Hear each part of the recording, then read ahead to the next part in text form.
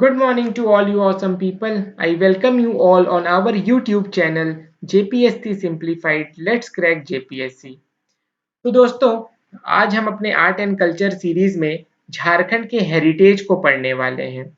आपको पता ही है कि झारखंड में बहुत सारे अलग-अलग हेरिटेजेस हैं, जैसे कि झारखंड में म्यूजियम है, झारखंड में आर्ट आर्ट एंड क्राफ्ट से रिलेटेड बहुत सारे अलग-अलग इंस्टीट्यूशंस हैं।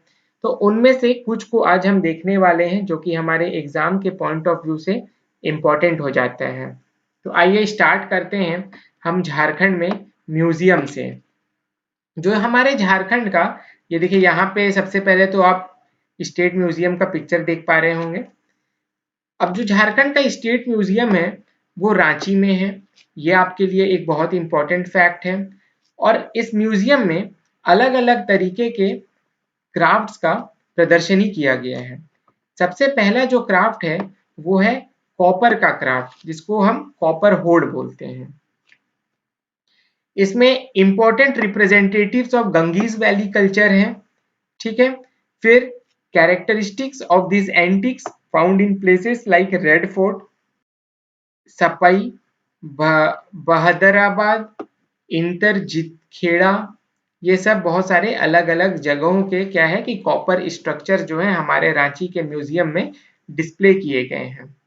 मतलब एक जो बहुत इंपॉर्टेंट डिस्प्ले है हमारे रांची के म्यूजियम का, वो है एक मैन मेड एंथ्रोमोफॉर्फ। ठीक है, एक मैन मेड एंथ्रोपोमॉर्फ, जो कि हमारे रांची म्यूजियम का ये एक बहुत इंपॉर्टेंट डिस्प्ले है या एक बहुत इंपॉर्टेंट हम कलेक्शन बोल सकते हैं। तो इसको आप थोड़ा ध्यान रखिएगा।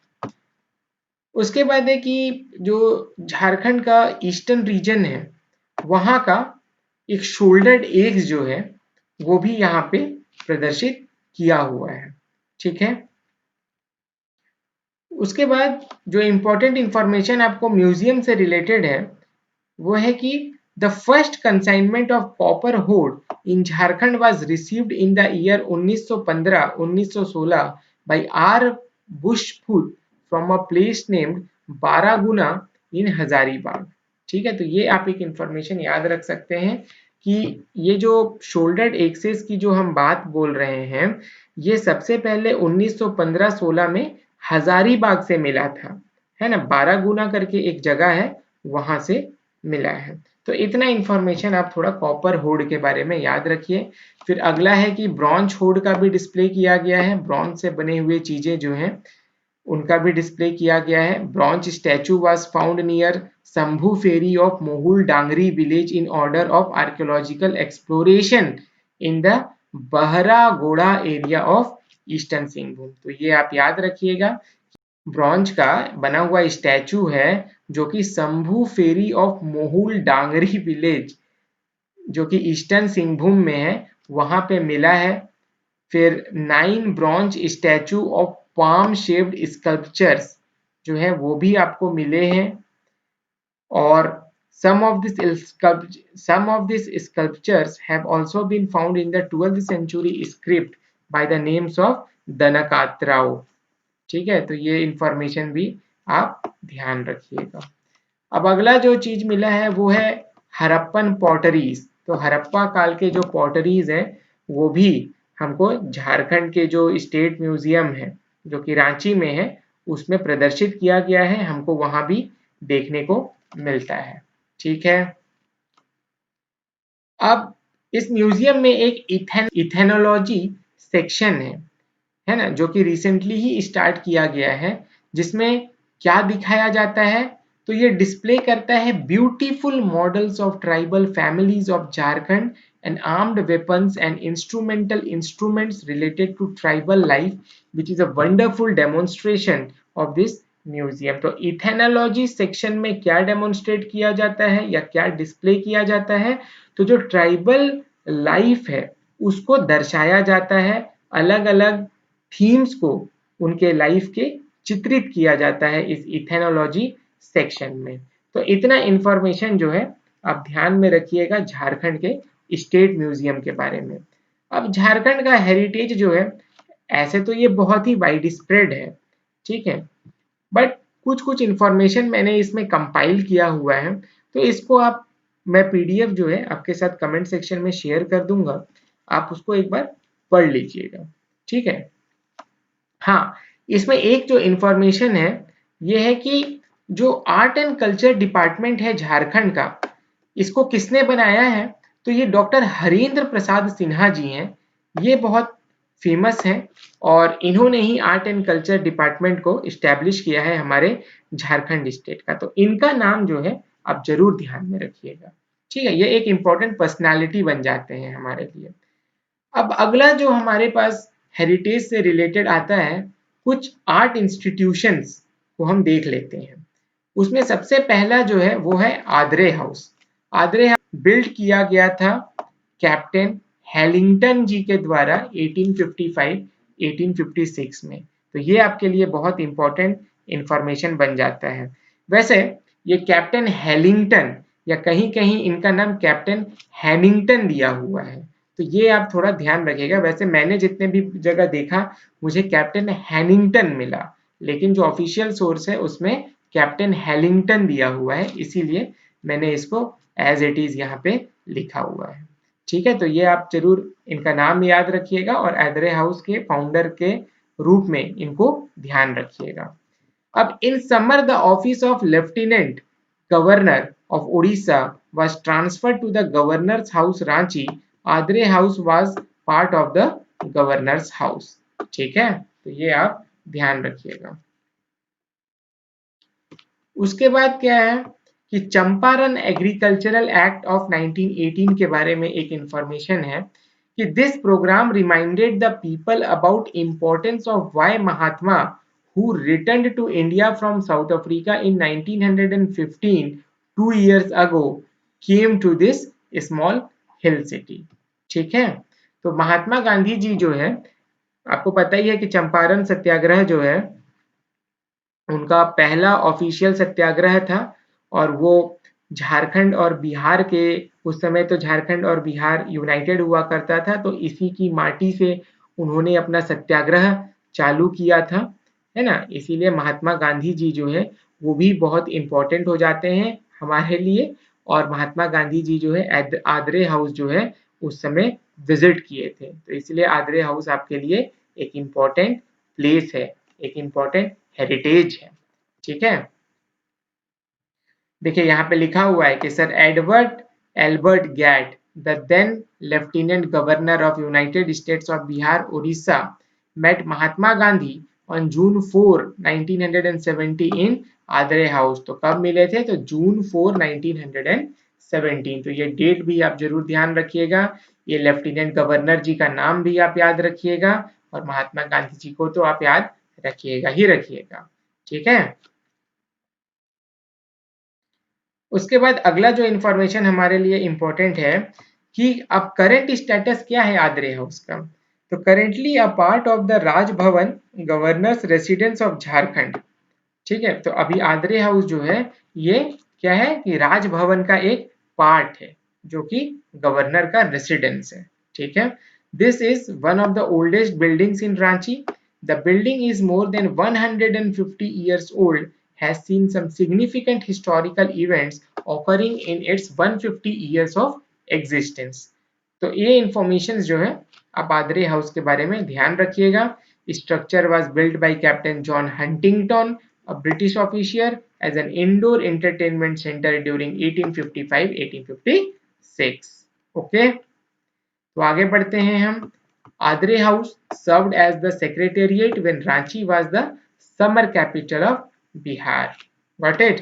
रांची क्या है कि थोड़ा ठंडा प्रदेश है, इसीलिए ब्रिटिशर्स क्या करते थे कि जब गर्मी बहुत ज्यादा हो जाती थी, वो तो ठंडे प्रदेश से आए हुए हैं तो उनको इतनी गर्मी में रहने का आदत नहीं है, तो वो क्या करते थे कि जब समर आता था तो वो रांची की वादियों में चले जाते थे और वहां पे एकदम मौज करते थे, ठीक है।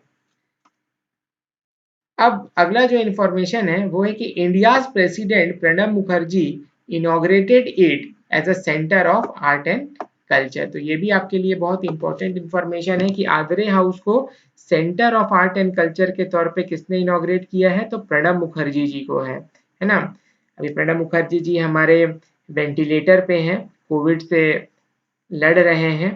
हम आशा करते हैं और प्रे करते हैं कि वो बहुत ही जल्द ठीक हो जाएंगे और फिर से हमें कुछ इम्पोर्टेंट ज्ञान की बातें बताएंगे पॉलिटिक्स से रिलेटेड। ठीक है, अब आइए आगे बढ़ते हैं। The state government headed by chief minister Raghubar Das is expected to accept the advice of Governor Draupadi Murmu and it will be named as Mahatma Gandhi art and culture centre. ठीक है, तो ये एक प्रपोजल अभी चल रहा है। अब मुझे इतना अभी इंफॉर्मेशन नहीं है कि अभी प्रेजेंट स्टेटस क्या है, बट आप ध्यान रखिएगा कि जब हमारे रघुवर दास जी चीफ मिनिस्टर हुआ करते थे, तो हमारी जो गवर्नर हैं द्रौपदी मुर्मू जी, उनके द्वारा एक प्रपोजल भेजा गया था कि आदरे हाउस को रीनेम कर दिया जाए as Mahatma Gandhi art and culture centre. ठीक है,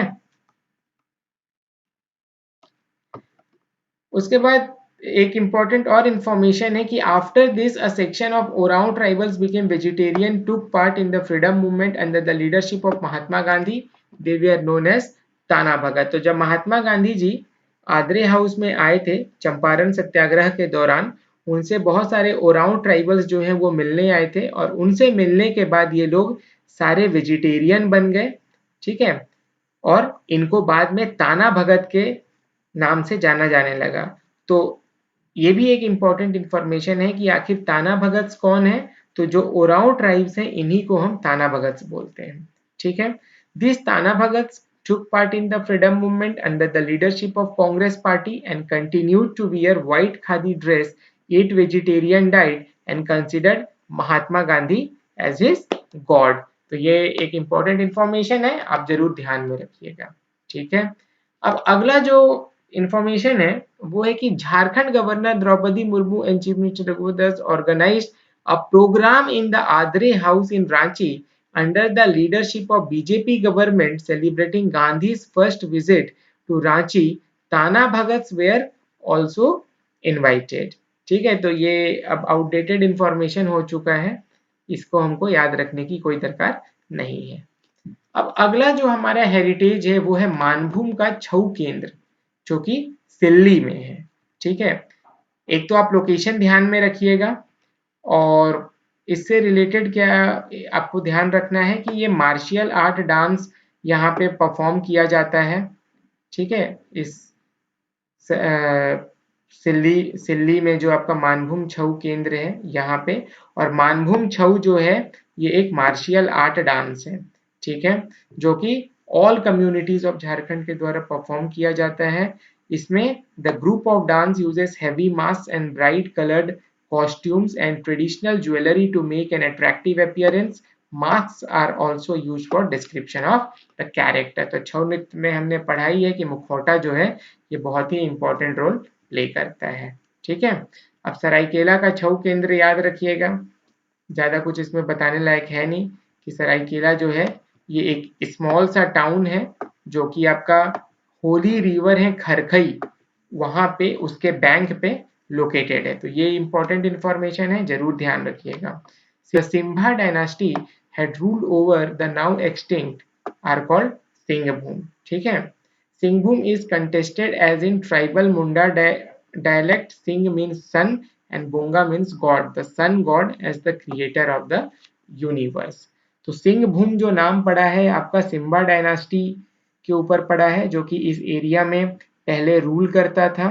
सिंह का मतलब होता है सन, बोंगा का मतलब होता है गॉड, है ना। सन गॉड जो है इन्हीं को हम क्रिएटर ऑफ यूनिवर्स बोलते हैं और ये झारखंड में जो ट्राइबल्स हैं उनके प्रमुख गॉड माने जाते हैं। ठीक है, Saraikela and Kharsawan the twin princely states of British India were established in the year 1650 to 1620 by Raja Kumar Bikram Singh and his descendants। तो ये भी आपके लिए एक इम्पॉर्टेंट इंफॉर्मेशन है कि सरायकेला और खरसावा का जो ट्विन स्टेट है उसको कब स्टैब्लिश किया गया, तो 1615 से 1620 के बीच में भाई Raja Kumar Bikram Singh and his descendants.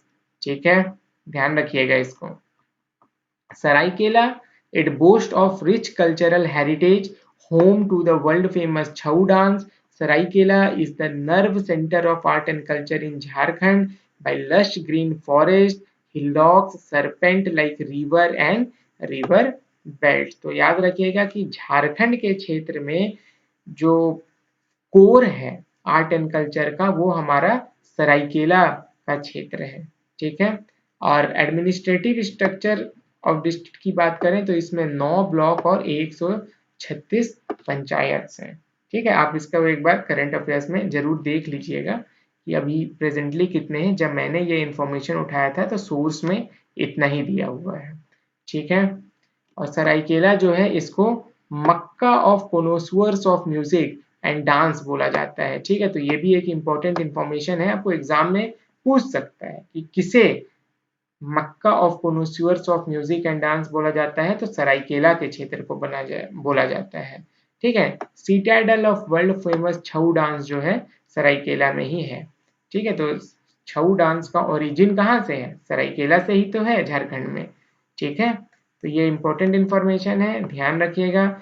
UNESCO के द्वारा छऊ डांस को intangible cultural heritage of human का दर्जा दिया हुआ है। ठीक है, तो याद रखिएगा कि किस डांस को झारखंड में intangible cultural heritage of human का दर्जा दिया हुआ है, तो झारखंड के छऊ डांस को इंटेंजिबल कल्चरल हेरिटेज का दर्जा दिया हुआ है ना। और कौन देता है ये दर्जा? तो यूनेस्को के द्वारा, United Nation Education Scientific and Cultural Organisation. ठीक है, now Chaitra Parv is the festival celebrated in the month of April every year. ध्यान रखिएगा इसको भी।